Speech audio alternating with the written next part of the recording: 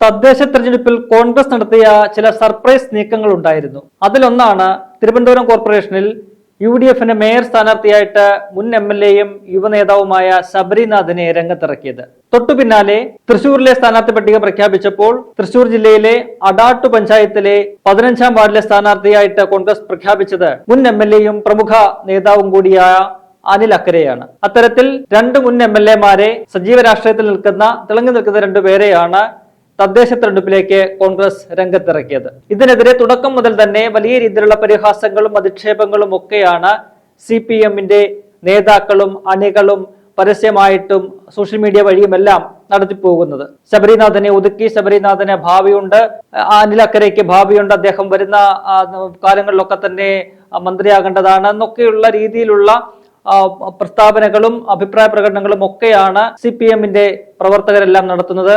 ഈ രണ്ടുപേരോടും അകമെഴിഞ്ഞ സ്നേഹമാണ് ഈ പാർട്ടി ഇപ്പോൾ കാണിച്ചുകൊണ്ടിരിക്കുന്നത്. ഇതുമായി ബന്ധപ്പെട്ട് തദ്ദേശ തെരഞ്ഞെടുപ്പുമായി ബന്ധപ്പെട്ട് ഇപ്പോൾ ചാനലുകളെല്ലാം തന്നെ വലിയ രീതിയിലുള്ള വിപുലമായ ചർച്ചകൾ സംഘടിപ്പിക്കുന്നുണ്ട്. പ്രത്യേകിച്ചും ഈ കോർപ്പറേഷനുകൾ ജില്ലാ തോറും ഓരോ ചാനലുകളും ചർച്ചകൾ സംഘടിപ്പിക്കുന്നു. പ്രമുഖ പാർട്ടികളുടെ മുന്നണികളുടെ 3 മുന്നണികളുടെയും പ്രതിനിധികൾ ഉൾപ്പെടുത്തിക്കൊണ്ടാണ് ചർച്ചകൾ നടത്തുന്നത്. അത്തരത്തിൽ നടക്കുന്ന ചർച്ചകളിലും ഒക്കെ തന്നെ ഈ വിഷയം സജീവമായിട്ട് CPM ഉയർത്തിക്കാട്ടുന്നുണ്ട്. കോൺഗ്രസിനെയും UDFിനെയും അടിക്കാൻ ഒരു വടി എന്ന നിലയിലാണ് ശബരിനാഥന്റെയും അനിലക്കരയുടെയും സ്ഥാനാർത്ഥിത്വം CPMന്റെ പ്രതിനിധികൾ ഈ ചർച്ചകളിൽ ഉന്നയിക്കുന്നത്.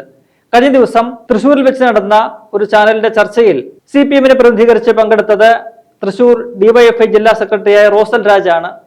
കോൺഗ്രസിന്റെ പ്രതിനിധിയായിട്ട് മഹിളാ കോൺഗ്രസ് നേതാവ് സോയ ജോസഫ് ഉണ്ടായിരുന്നു. ആ ചർച്ചയിൽ തന്റെ അഭിപ്രായം പ്രകടിപ്പിക്കുന്നതിനിടയിൽ DYFIയുടെ ജില്ലാ സെക്രട്ടറി റോസൽ രാജ് കോൺഗ്രസിനെതിരെ ഉന്നയിച്ച പ്രധാനപ്പെട്ട ഒരു വിഷയം, അവര് തോൽക്കുമെന്നുള്ള ഭീതിയിലാണ്, അടുത്ത നിയമസഭാ തെരഞ്ഞെടുപ്പിലും അവർ തോൽക്കും എന്നുള്ളതിന്റെ ഉറപ്പ് ഉണ്ട്. അതിനുള്ള പ്രധാനപ്പെട്ട കാരണങ്ങളിൽ ഒന്നായിട്ട് അദ്ദേഹം ചൂണ്ടിക്കാട്ടിയത് തിരുവനന്തപുരത്ത് ശബരിനാഥനെ കോർപ്പറേഷനിൽ മത്സരിപ്പിച്ചതും തൃശൂരിൽ അനിൽ അക്കരയെ പഞ്ചായത്തിലേക്ക് മത്സരിപ്പിച്ചതുമാണ്. അദ്ദേഹം പറയുന്നത്, വലിയ വായിലാണ് അദ്ദേഹം ശബരിനാഥനെ കുറിച്ചൊക്കെ പറയുന്നത്. അദ്ദേഹം ഭാവിയുള്ള ഒരു നേതാവാണ്, വരുന്ന കാലങ്ങളിലൊക്കെ തന്നെ മന്ത്രിയാകാൻ സാധ്യതയുള്ള ആളായിരുന്നു. അദ്ദേഹത്തെയാണ് ഈ അരുവിക്കര പോലൊരു മണ്ഡലത്തിൽ നിന്നും നിർത്താതെ കോർപ്പറേഷനിലേക്ക് പിടിച്ചു നിർത്തിയത്. അപ്പോൾ അരുവിക്കരയിൽ തോൽക്കുമെന്ന ഉറപ്പാണ്. അതേപോലെ അനിലക്കരയെ കുറിച്ചും 100 നാവാണ് റോസൽ രാജിനുള്ളത്. അദ്ദേഹം വടക്കാഞ്ചേരിയിൽ കോൺഗ്രസിന് എടുത്തു കാണിക്കാനുള്ള ഒരേ ഒരു മുഖമാണ് അനിലക്കര. അദ്ദേഹത്തെ പഞ്ചായത്തിലേക്ക് മാറ്റിയപ്പോൾ വടക്കാഞ്ചേരിയിൽ വരുന്ന തെരഞ്ഞെടുപ്പിലും കോൺഗ്രസ് പരാജയം മുന്നിൽ കണ്ടിരിക്കുന്നു, പരാജയം ഉറപ്പിച്ചിരിക്കുന്നു എന്നൊക്കെ പറഞ്ഞ് ഇങ്ങനെ കയറുകയാണ്. ആ രീതിയിൽ ആ വിഷയം ഉന്നയിച്ചുകൊണ്ട് കോൺഗ്രസിനെ പരമാവധി അടിക്കാനുള്ള നീക്കങ്ങളെല്ലാം തന്നെ ഈ റോസൽ രാജ നടത്തുന്നുണ്ട്. അപ്പോൾ അതിന് മറുപടിയായിട്ട് വളരെ സംയമനത്തോടുകൂടി, വളരെ ശാന്തതയോടുകൂടി തന്നെയാണ് കോൺഗ്രസ് പ്രതിനിധി സോയ ജോസഫ് മറുപടി കൊടുത്തത്.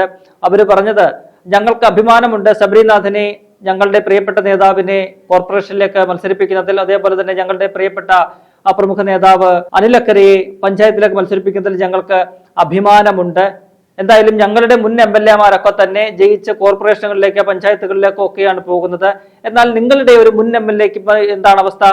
അത് പത്മകുമാറിന്റെ കാര്യം ചൂണ്ടിക്കാട്ടിക്കൊണ്ടാണ് സോയ ജോസഫ് പറഞ്ഞത്. നിങ്ങളുടെ മുൻ MLA ജയിലഴിയിലേക്ക് പോവുകയാണ്. അഴിമതിയിൽ പിടിക്കപ്പെട്ട് നിങ്ങളുടെ മുൻ MLA ജയിലിലേക്ക് പോകുമ്പോൾ ഞങ്ങളുടെ മുൻ MLAമാര് പഞ്ചായത്തുകളിലേക്കും കോർപ്പറേഷനുകളിലേക്കും ഒക്കെ പോയി പഞ്ചായത്ത് പ്രസിഡന്റോ അല്ലെങ്കിൽ കോർപ്പറേഷൻ മേയറോ പഞ്ചായത്ത് പ്രതിനിധികളോ ഒക്കെ ആയിട്ട് ഇരുന്ന് ഭരിക്കുമ്പോൾ നിങ്ങളുടെ നേതാക്കന്മാർ അല്ലെങ്കിൽ നിങ്ങളുടെ മുൻ MLAമാര് പോകുന്നത് ജയിലഴിക്കുള്ളിലേക്കാണ്.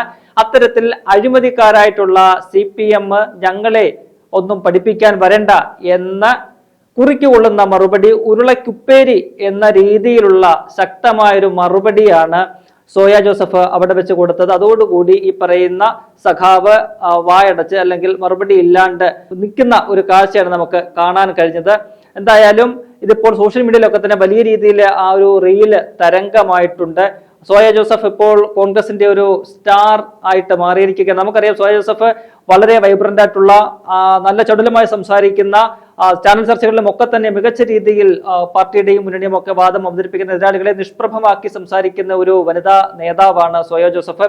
മുൻ ചർച്ചകളിൽ ഇതേപോലുള്ള തെരഞ്ഞെടുപ്പ് ചർച്ചകളിലൊക്കെ തന്നെ അത് നമ്മൾ കണ്ടിട്ടുള്ളതാണ്. ഇക്കഴിഞ്ഞ ലോക്സഭാ തെരഞ്ഞെടുപ്പിന്റെ കാലത്താണെങ്കിലും എല്ലാം നമ്മൾ അത് കണ്ടിട്ടുണ്ട്. അതിന്റെ ഒരു തുടർച്ച എന്ന നിലയിലാണ് ഇന്നലെ അത് അവിടെയും ഈ ഒരു കാഴ്ച നമുക്ക് കാണാൻ കഴിഞ്ഞത്. എന്തായാലും അവിടെ റിസീവിംഗ് എൻഡില് LDFന്റെ അല്ലെങ്കിൽ CPMന്റെ DYFIയുടെ തൃശ്ശൂരിലെ ജില്ലാ സെക്രട്ടറി ആയിരുന്നു. അദ്ദേഹത്തിന് വയറ് നിറച്ച് കിട്ടിയെന്നാണ് സോഷ്യൽ മീഡിയ ഉൾപ്പെടെ പറയുന്നത്.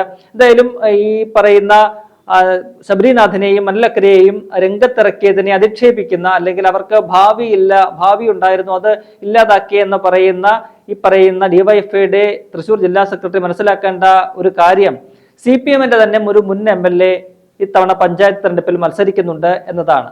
ഒപ്പം തന്നെ അവരുടെ മുന്നണിയിലെ രണ്ടാമത്തെ കക്ഷിയായ CPIയുടെ ഒരു മുൻ MLAയും ഈ മത്സരിക്കുന്നുണ്ട്.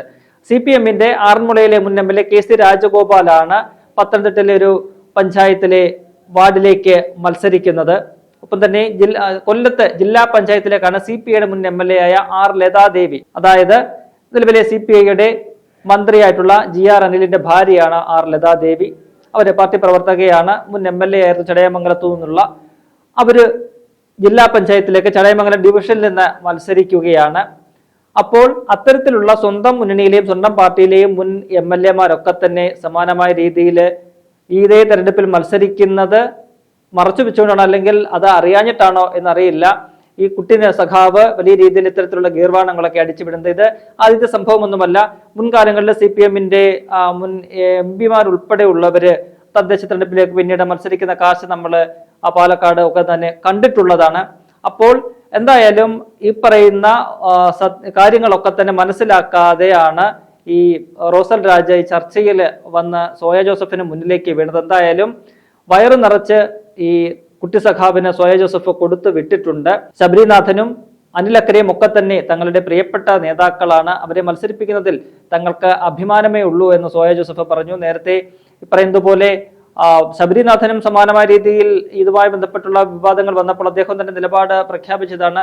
തനിക്ക് യാതൊരു പ്രശ്നവുമില്ല, തനിക്ക് യാതൊരു വിഷവുമില്ല, താൻ കൂടി ഉൾപ്പെട്ട ഒരു സമിതിയാണ് അത്തരമൊരു തീരുമാനമെടുത്തത്. ഒപ്പം തന്നെ അനിലക്കരയും പറഞ്ഞത് താൻ പഞ്ചായത്തിൽ നിന്ന് തുടങ്ങിയതാണ്. 2000 മുതൽ 2010 വരെ അടാട്ട് പഞ്ചായത്തിന്റെ പ്രതിനിധിയായിരുന്നു ഈ പറയുന്ന അനിലക്കരെ. ആദ്യത്തെ 3 വർഷം 2000 മുതൽ 2003 വരെ അടാട്ട് പഞ്ചായത്തിന്റെ വൈസ് പ്രസിഡന്റും, പിന്നീട് 2003 മുതൽ 2010 വരെ 7 വർഷക്കാലം പഞ്ചായത്തിന്റെ പ്രസിഡന്റുമായിട്ടിരുന്ന ഒരു നേതാവാണ് അനിലക്കരെ. അങ്ങനെ അവിടെ നിന്നും സംസ്ഥാന തലത്തിലേക്ക് ഉയർന്നു വന്ന നേതാവാണ് അനില്.